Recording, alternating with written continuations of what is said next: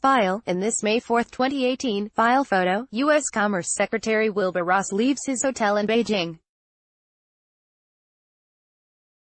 An American business group appealed to China to allow more access to its state-dominated economy ahead of a visit by Ross for trade talks. The American Chamber of Commerce in China said Wednesday, May 30, 2018, that foreign companies welcome Chinese leaders' promises to ease restrictions but said they have yet to follow through on earlier pledges. AP photo, Mark Schiefelbein, file, Beijing, AP. American companies in China are uneasy about Washington's threat of export and investment controls in a trade dispute with Beijing but see them as a possible way to achieve fairer operating conditions, the country's biggest U.S. business group said Wednesday. U.S. President Donald Trump's earlier threats of tariff hikes resulted in very intense negotiations with Beijing, in a way that we haven't seen for so many years, said William Zarrett, chairman of the American Chamber of Commerce in China.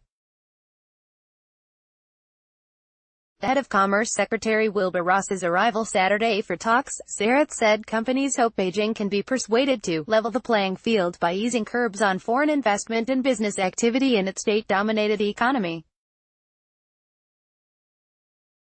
The Trump administration on Tuesday renewed its threat of additional 25% tariffs on $50 billion of Chinese goods in response to complaints Beijing steals or pressures foreign companies to hand over technology. The White House said it also would impose restrictions on Chinese investment and purchases of high-tech exports.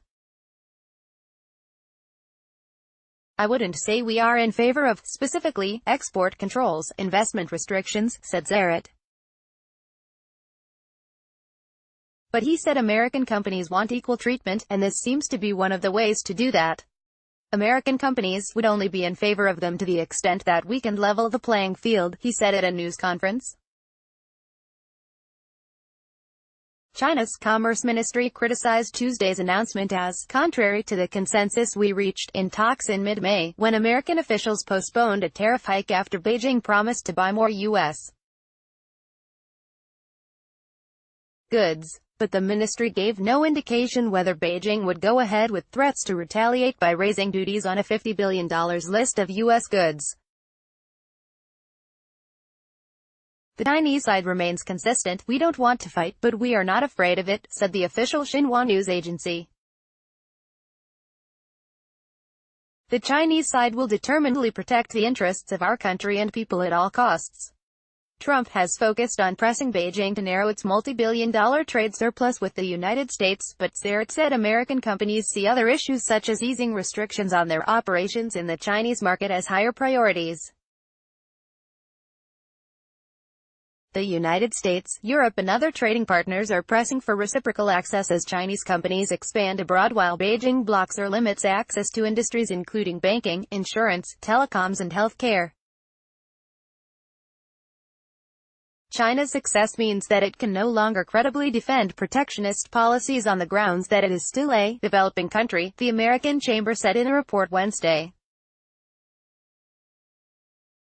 The tariff threat is a very powerful negotiating tactic ahead of the weekend talks, said Lester Ross, a lawyer who is chairman of the American Chamber's Policy Committee.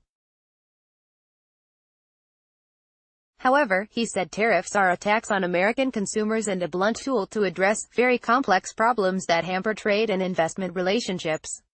Analysts in the United States suggested the newly confrontational stance also might be aimed at appeasing congressional critics of a deal the Trump administration made Friday that allowed Chinese telecom giant ZTE Corp.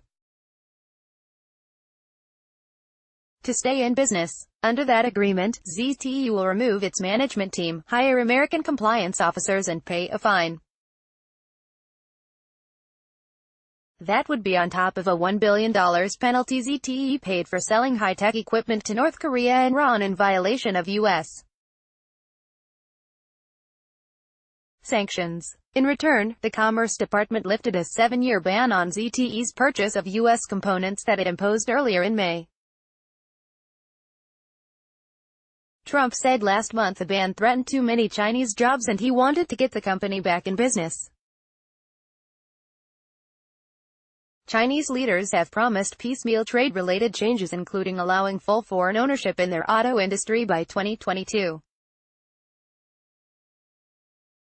However, American companies have major concerns about unfair conditions, and the recent moves haven't done enough to alleviate those concerns, said the American Chamber's Ross.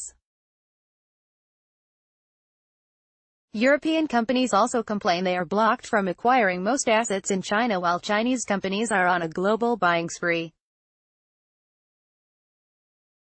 In a May 24 meeting with President Xi Jinping, German Chancellor Angela Merkel said market access and reciprocity will play a big role in trade relations.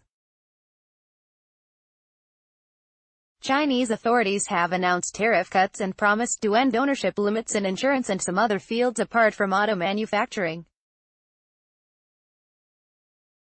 Business groups say they need to see details to know whether such moves will create commercial opportunities. American Chamber of Commerce in China, www.amchamchina.org. Copyright 2018 The Associated Press. All rights reserved. This material may not be published, broadcast, written or redistributed.